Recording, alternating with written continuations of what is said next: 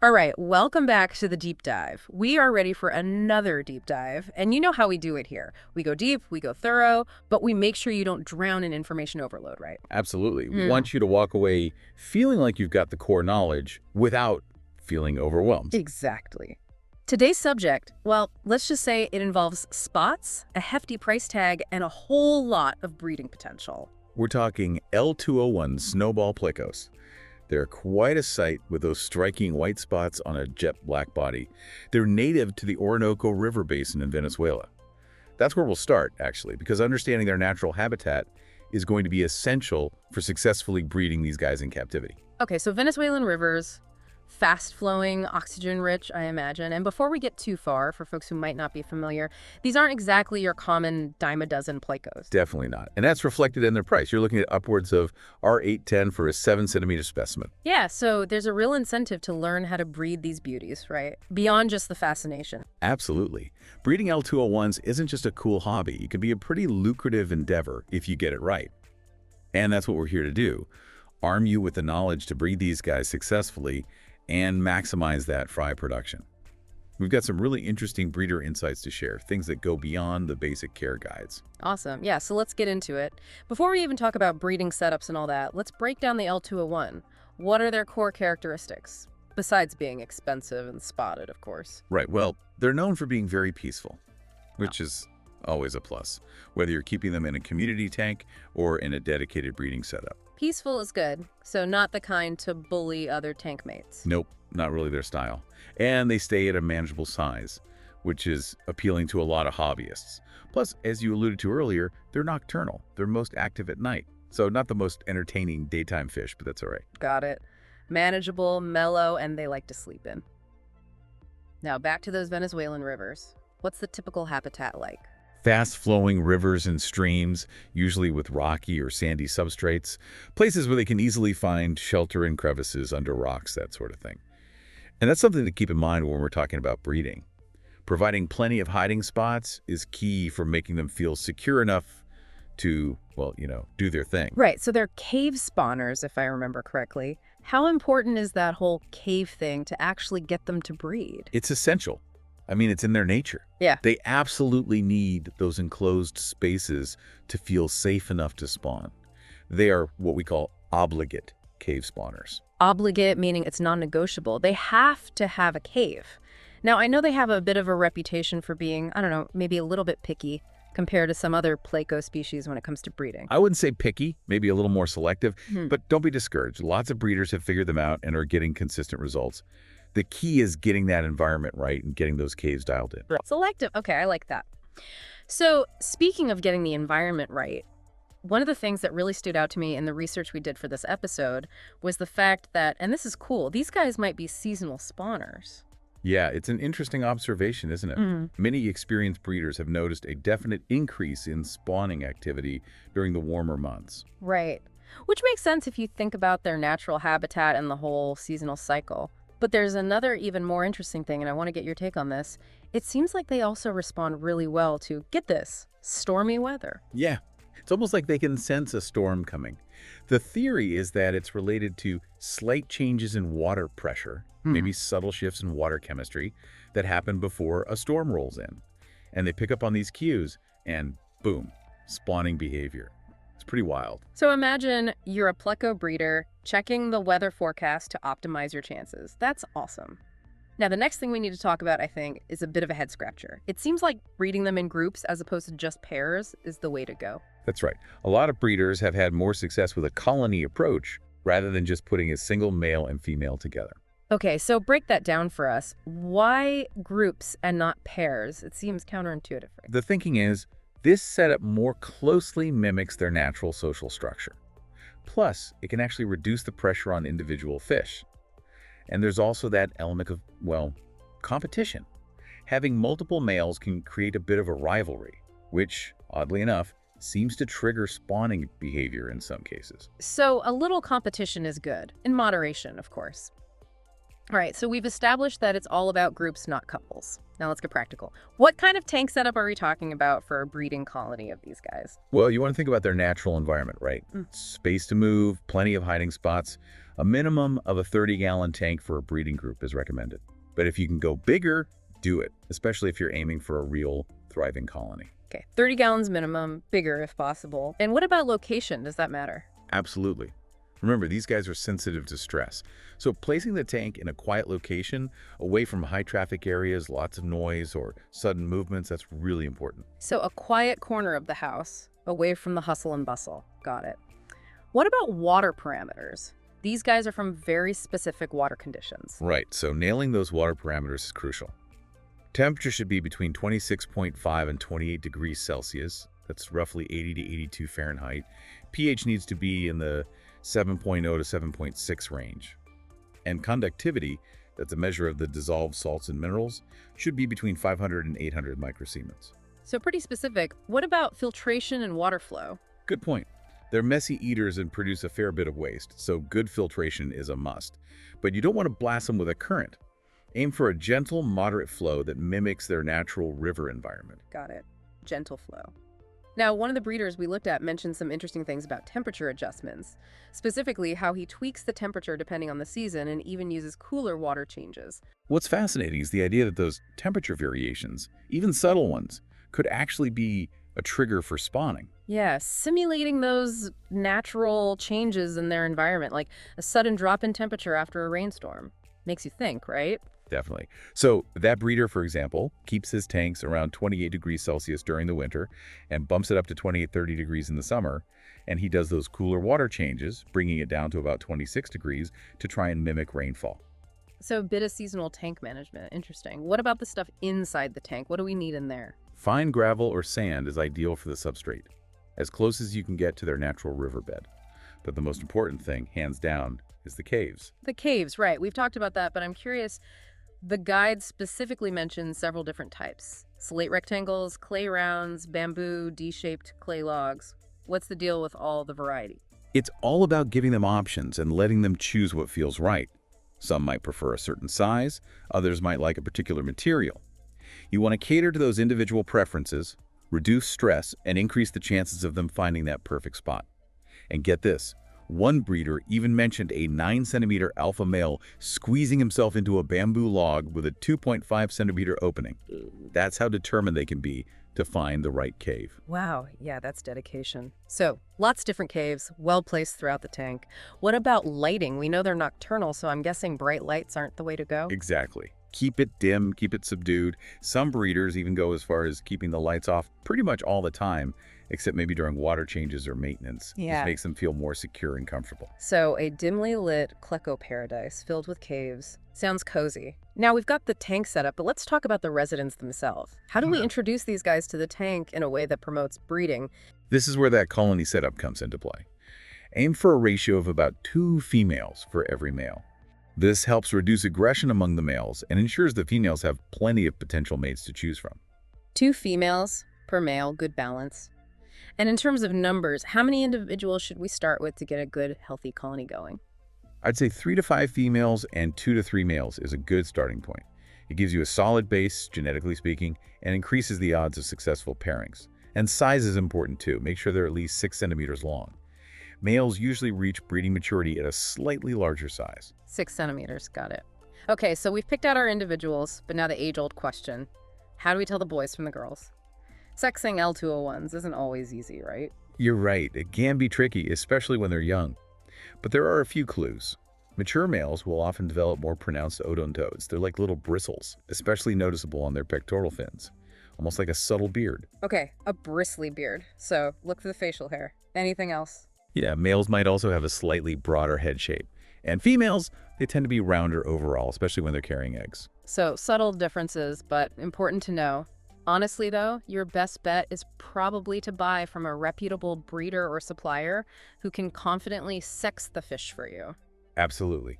Yeah. It takes experience to really get good at sexing these guys, so it's definitely worth relying on expert knowledge when you're first starting out. Great advice. So we've touched on this, but can you expand a bit more on why that colony setup seems to be so effective for breeding L201s? What's the advantage over the traditional pair? As I mentioned, it just seems to be more in line with their natural social interactions. You've got multiple males, which introduces an element of competition for the attention of the females, and that, strangely enough, can be a positive thing. Like a little bit of jealousy gets them in the mood. Interesting. The guide even mentioned a specific example of a successful breeding group, 3 males and 3 females, all around 60 to 65 millimeters standard length. Exactly, showing that it can work really well. But another crucial point is, once you've got your colony all settled in, don't expect them to start breeding right away. Give them time to acclimate, a month at least. Focus on providing a top-notch diet and pristine water conditions during that time. Think of it as prepping them for success. Got it. Time to settle in, good food, clean water. Makes sense. Now, let's talk about that food. What kind of diet do these guys thrive on, especially when we're trying to encourage breeding? Nutrition is key, no doubt about it. L201s are omnivores, so they need a varied diet with both plant and animal matter. But when you're conditioning them for breeding, it's all about upping the protein. That protein, from sources like bloodworms, shrimp, that kind of stuff, it's fuel for the females to produce a good number of healthy eggs. Protein power. So what are some specific foods that we should be including in their breeding diet? High-quality sinking pellets, definitely. Algae wafers are good too. But you've also got to incorporate those live or frozen foods. Bloodworms are a real hit with a lot of breeders. One even mentioned feeding his colony, get this, half a cube to a whole cube of frozen bloodworms every day during conditioning. Okay, wow, so bloodworms are like Pleco candy. Pretty much. Yeah. And there's a ton of other great stuff out there. We found a really detailed list from one breeder who uses a whole variety of foods. Hikari algae wafers, Ciaflora flake, Cerviformo, New Era pucko pellets, micro wafers, sinking wafers, even catfish chips. And then another breeder had a more structured weekly schedule, including live blackworms, raw sweet potato occasionally, cooked and frozen white leg shrimp, and omega-1 shrimp. The key takeaway is variety. Variety is the spice of life and apparently Pleco breeding. So how often are we feeding these guys all this good stuff? Once or twice a day for adults is usually enough. And a lot of breeders find that feeding in the evening, when they're naturally more active, is the best way to go. If you're actively trying to get them to breed, you can bump up the frequency and quantity a bit, but don't overfeed. Right, uneaten food can mess up the water quality, which is a big no-no. So underfeeding is bad, but overfeeding is worse. Now we've got them happy, well-fed, in their ideal environment. How do we actually get them to spawn? What triggers can we manipulate? Well, remember how we talked about how they might be sensitive to changes in barometric pressure, like before a storm? Turns out, one of the most effective ways to trigger spawning is to do a water change, especially if you can time it with a drop in barometric pressure. So like check the weather app and then do a water change. Exactly. They seem to really respond to that. Fascinating. What else can we do with water changes to kind of nudge them in the right direction? Regular weekly water changes are important, about 20–30% of the water. But when you're actively trying to get them to spawn, you can bump that up a bit, do more frequent changes, or even change a slightly larger volume. Okay, so play around with the frequency and the volume. Anything else? Yeah, temperature. Using slightly cooler water for the changes can be really effective, like 2 or 3 degrees Celsius below the tank temperature, down to around 26 degrees Celsius. Okay, cooler water change. What's the thinking behind that? It simulates rainfall, a sudden influx of cooler water, just like they would experience in their natural environment. And that can be a really strong trigger. And we also touched on those seasonal breeding patterns. You can try mimicking those as well. Slightly raise the temperature in the summer, keep it a bit lower in the winter. It might just help. Right, play with the seasons. Got it. So we've got the water changes, the temperature tweaks. What's the most important thing to remember when you're trying to get these guys to spawn? Patience. It's not always going to happen right away. Right. But if you've got the environment right and they're healthy, they'll get there. You'll start to see some signs, though, when they're getting close. Males will get busy picking out and defending their caves, and females will start checking out the different males in their territories. So a bit of a courtship ritual and the actual spawning that happens inside the cave. Yep, behind closed doors, so to speak. And then, once the eggs are laid, the male takes over. He's the primary caregiver. So the female's job is done at that point. Pretty much. She might hang around the cave for a bit, but the male is the one who's really responsible for the eggs. How many eggs are we talking about in a typical clutch? Usually between 10 and 30. but it can vary depending on the size and the age of the female. Okay, so not a huge number of eggs. And what exactly does the male do in there with the eggs? Oh, he's a busy guy. He constantly fans the eggs with his fins, making sure they get plenty of oxygen. And he meticulously removes any that aren't fertilized or that start to develop fungus. Very dedicated. He's earning his Dad of the Year award. Now, at this stage, do we need to intervene at all? Or is it best to just let the male do his thing? If you've got a species-only tank where there's no risk of other fish eating the eggs or the fry, leaving them with the male often works out great. But if you're concerned about predation, or if you really want to maximize the survival rate, you can carefully remove the eggs and raise them in a separate container. So, options. Got it. How long does it take for those eggs to hatch? About 4 to 7 days, depending on the temperature. Warmer water speeds things up a bit. And once those tiny fry hatch, are they ready to swim and eat? Not quite. For the first couple of days, they'll still be attached to their yolk sacs. Right, those yolk sacs are like built-in lunch boxes. Exactly. But once they've absorbed those, they'll be free swimming and ready to start feeding. And that's when the real work begins. You need to feed them frequently with appropriately sized food. And what do baby snowball plecos eat? We found a few suggestions from breeders. Crushed flake food, specialized fry food like Cerviformo or JBL Novoplec. Spirulina powder is a good option too, especially for the first month. And then, as they get a bit bigger, you can start introducing finely ground algae wafers and even soft canned green beans. Okay, so a varied menu for the little ones. What's the best way to manage those tiny, vulnerable fry in the early stages? Most breeders recommend keeping them in a breeder box or a similar setup. It's like a little nursery within the main tank, or even a separate small rearing tank. It makes it easier to monitor them, make sure they're getting enough to eat, and protect them from anything that might want to snack on them. And add a small piece of driftwood in there. They seem to like that. A safe haven. Makes sense. Now, how fast do these little guys grow once they're hatched? They can grow pretty quickly if they're well fed and the water quality is good. One breeder mentioned their fry hitting about 1 centimeter in length after a month. But it takes longer to get them to a sellable size, more like 3 months to reach an inch. Okay, so patience is key. And I'm assuming frequent water changes are still crucial at this stage? Absolutely. Maybe even more so than with adults. Those little guys are growing fast and their waste can build up quickly. So frequent small water changes are the key to keeping them healthy and growing. Got it. So we've successfully raised a batch of fry. Now, what about those folks who want to scale things up? Go from a one-time success to a more serious operation.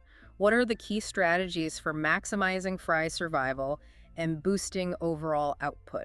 Well, that breeder box or a similar setup, that's going to be crucial for those early stages, no matter how many fry you're raising. It keeps them safe, makes feeding easier, and just generally increases their chances of survival.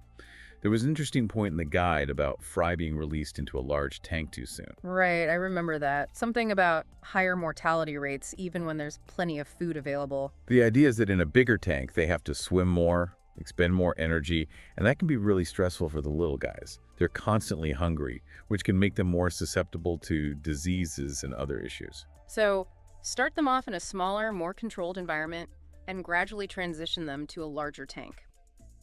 What about feeding as they get bigger? You want to keep feeding them frequently, at least 3 or 4 times a day. Continue with the spirulina powder for that first month, and then gradually increase the amount of algae wafers and those soft green beans.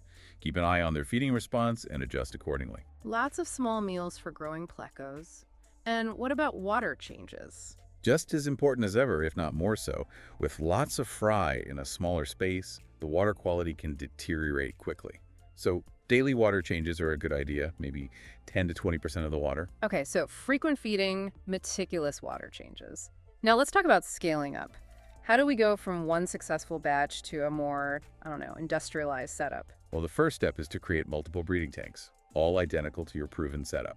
Keep those parameters and the tank design consistent to make everything easier to manage. If space is an issue, you might want to look into a rack system where you can stack multiple tanks vertically. Okay, multiple tanks all running the same system. Makes sense. What else should we be thinking about when we're scaling up? You can stagger your breeding groups. Have different groups at different stages of the breeding cycle. That way, you've got fry coming along at different times, which makes things a bit easier to manage. Smart. Spread out the workload. What about keeping track of everything? With multiple tanks, multiple groups, it's easy to lose track of what's working and what's not. You need a good record-keeping system. Track which pairings are most successful, which caves they prefer, what foods are producing the best growth rates. Note down your water parameters religiously. That kind of data is gold. Yeah, data is king. And let's not forget the potential rewards here. We mentioned the price of these guys earlier. If you can breed them successfully and consistently, there's real money to be made. Absolutely. I mean, a well-managed breeding operation can be a solid investment, especially with a high-value fish like the L201. But it takes dedication. It's not a get-rich-quick scheme. No, definitely not. It takes time, effort, and knowledge. All right, so to wrap things up, what are the absolute key takeaways for someone who wants to breed L201 Snowball Plecos successfully and maximize those fry numbers? The big ones are: colony setups are usually better than pairs. Give them a good variety of cave options, be aware of environmental cues like weather changes, and really focus on that protected rearing environment for the fry, especially in those first few weeks. Colony dynamics, cave choice, weather watching, and fry care. Those are the biggies. Exactly. Get those right, and you're well on your way. Awesome. Well, thanks so much for sharing all that knowledge with us. I think we all learned a lot today. Glad to be here. It's always exciting to talk about these amazing fish. Yeah, they're fascinating. And to all our listeners, keep those tanks thriving. And until next time, happy breeding.